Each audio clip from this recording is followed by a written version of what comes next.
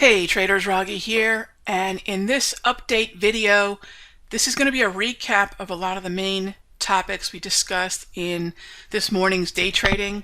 So for those of you that are either simply getting the alerts and are not in the room with us, no problem. This will be a great way to understand why and what I sent out. And for those of you that are in the room but want a recap of what we did, this is going to be terrific as well. So let's get to it.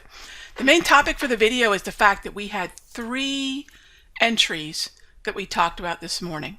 And they all basically kick off with the breach. In other words, once the market breaks the high of the 9:30 to 10 o'clock, we've got our most conservative and our last breach of the morning. If there are not the prerequisite of the number of dots that I need for the 9:35 or 9:45 breach, I won't take them. In fact, it did look promising that there could have been a breach on, I believe it was the Russell earlier in the morning. We had quite a few dots populating that chart going into 9:45, but we never did breach. We never did break the levels that we needed to break in order to get long. I mean, it looked like it was going to happen, but it didn't. Okay, so if we don't have the dots, there's no breach for 9:35 or 9:45, and then we have to actually break that level, which is kind of going to bring up my first warning, which is don't try to outthink the breach. You know, you're thinking, all right, we got enough dots, let's play 9:45, I'll just hop in early. Yeah, wrong. So please don't. Please wait for the actual breach. Now, let's say you don't want the breach. Let's say you want to actually wait for the retreat.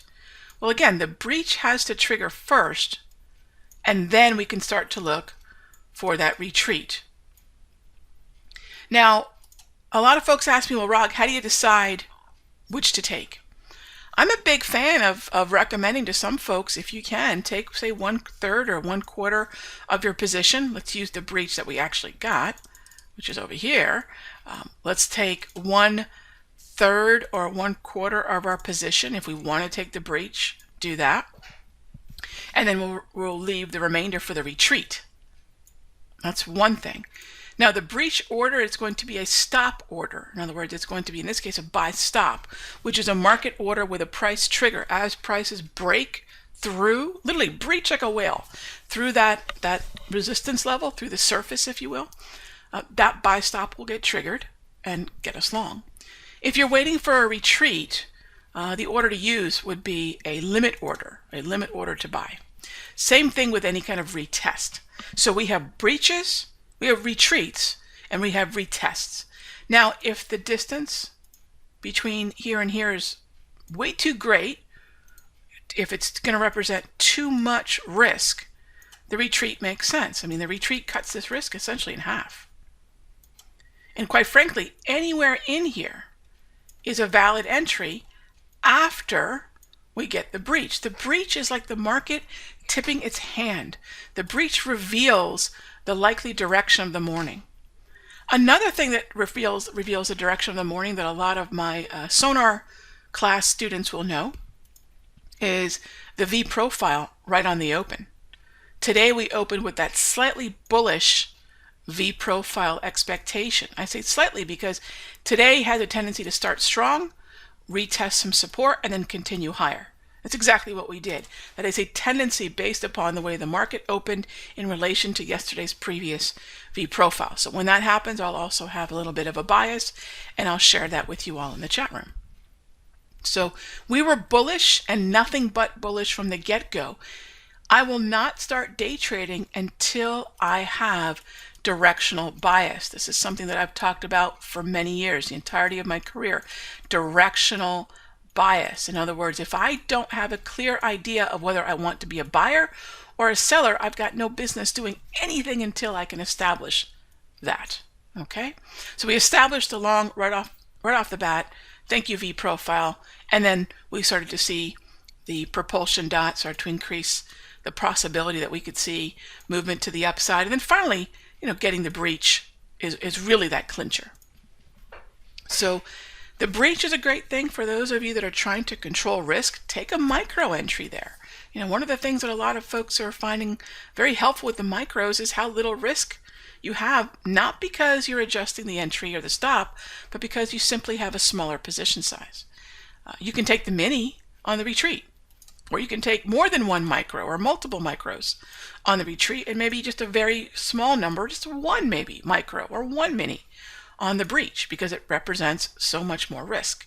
Notice again, by waiting for the retreat, I am getting a better entry and I am reducing my risk. So the morning triggered the breach. It never got to our retreat level, but there was something else that did happen. And this is great for traders who are trading options, because on a breach, I would never recommend traders who are playing to the QQQ options or for the IWM and Russell. I would never recommend the options on the bullishness of the breach, because you're buying a call with tons of bullish momentum. I never do that. So there's a couple different things you can do after that. Literally two, a couple things. One, you can wait for a retest of the breach level. Now you might say, well, Rog, doesn't that still entail the same amount of risk? It sure does. But if you're trying to buy an option here versus an option here or an option here, you are paying less. You are paying less for that option, which is so important to me. I'm not going to overpay for an option. It's the easiest way to destroy my options trading account. In fact, we had 3 different opportunities to come back and retest that level again and again and again. This is how you build a long position with at-the-money calls. One of the questions I get is, Rog, what instrument would you use? Typically, I'll use the QQQ for the NASDAQ, IWM for the Russell, DIA for the Dow, and SPY for the S&P. And then when it comes to choosing the expiration, gang, I might be holding this option till 11:30 Eastern, or maybe at most the end of the day. Exit by 4 p.m.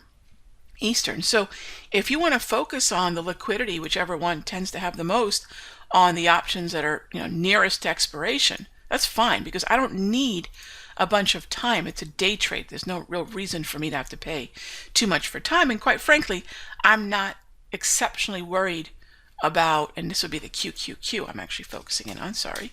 There we go.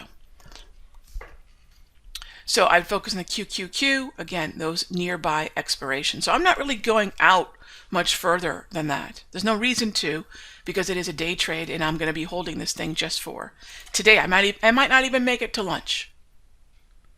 So that's something else we want to remember. All right. So we had a number of retests of that level, as you can see here. It's the QQQ I'm showing you. Now, ultimately, what we want to remember is right in here, if we get the retreat, the options are a terrific alternative. Because quite frankly, if you're going to buy QQQ or the NQ, if you're going to buy that, you're not really reducing your risk in any way, but I think there's a really nice confirmation you get here, but realize it's the same darn trade here. It's the options that have the advantage here and here. So keep that in mind for my options traders out there. So 3 entries. The breach kicks everything off. We need the breach. Without the breach, there is nothing to do. There is no retreat. There is no retest. So once the breach fires off, great. Now we have a retest, and we have that limit order to buy on a retreat. So here's the retest, and here's the retreat. And we're waiting for that, whichever one you're comfortable with, because it's a question of how much are you comfortable risking. The trade is valid technically till here. Yes, we can put some tighter stops, what I call a cheated in stop loss, say just below the 50% mark or just below the VWAP in here. Those are alternatives, but the point of validity, the point at which the buy, any buy, is no longer valid is below the clearing range low of the morning. Now the question about runners. If we take out the 60-minute high, so 9:30 to 10:30, if we take out that 60-minute high, like we did right in here, if we take that out, then we can, that's not an entry by the way, then we can simply say, you know what, as long as we remain above the 930 volume weighted average price, as long as we stay above that 930 VWAP, we'll just let it run, hence a runner. Just see what it does. Okay, see what it does, because by the time, in the case of the NQ, you see that I can go back and forth between these seamlessly because they reflect the same type of price action, different price levels, but same kind of price action. You see I can very easily go between these, so keep that in mind. You don't have to trade the NQ. You can trade the QQQ if you're more comfortable with that, no doubt. Let me get to today's price action here. There we go. So what we want to keep in mind is the fact that, there we go, as long as I stay above that 930 volume weighted average price, leave this thing alone, and the target that I sent out with the alert, for those of you that took the breach or the retest, was 7415. So at that point, you've paid yourself. You've moved a stop to a break even. All right, and then now you can say to yourself, well, my break even stop, by the way, as the day progresses, is pretty much at the VWAP, because your entry was 74.05 to 73.95. So you can see how your risk is managed with that trailing. I'm not suddenly risking more than really my unrealized profit. And then we can just see how high is high. And so far, this market is just putting in higher highs. So rather than getting juked out by moves like this during the lunchtime doldrums, as long as I'm remaining above this, I'm pretty darn happy. And then my exit becomes a time-based exit, or I can use another price-based exit. You know, if I want to use the hourly price movement range, if I want to use an expected price movement range, if I want to use a minor psychological level, I mean, I have lots of choices in here, but this is as far as I'll allow the market to go, or this time is as far as I'll allow the market to go. In the meanwhile, don't smother it, and let's just see how high is high with the remainder of the position. Okay, so remember, you've got the breaches that kick everything off. You can look at the retreats and you can look at the retraces to determine where you might be more comfortable with risk. Take a small position perhaps at a breach if you'd like. Take a retest of that breach level with the options, because at that point momentum is on your side for better pricing, and you have a lot of flexibility to control risk and different levels of aggression. You know, how aggressive do you want to be on the trade? Lots of choices, but again, remember, we're using the same tools and the same levels in different ways. I hope that helps, and I'll see you in the next update.